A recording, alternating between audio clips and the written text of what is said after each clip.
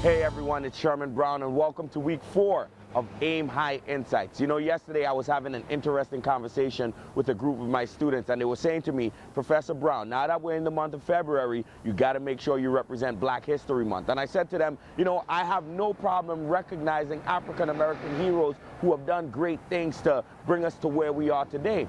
But I think it's also important that we understand that Black history is American history. And it's not something that should just be celebrated in 1 month, but it should be celebrated 365 days of the year. So today's insight is coming from a great African American educator by the name of Nannie Helen Burroughs. And she wrote a book back in the day, like in the early 1900s, called The 12 Things a Negro Must Do to Improve Themselves. And then part of that manifesto, part of what she said is that a race can either rise on its own wings or be held back by its own weight. And I want you to think about that concept for a moment, because we as individuals have natural talents, abilities, gifts, and skills, things that could help us to rise to a next level. But we could also be held back by our own weight.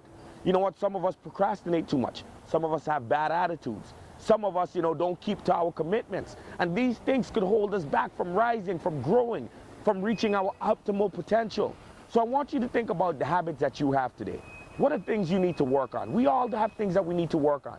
We all are working towards improving ourselves. And if you think you're so perfect that you have nothing to work on, I got a message for you. You're already holding yourself back from reaching higher heights. So how are we going to improve ourselves intellectually, interpersonally, spiritually?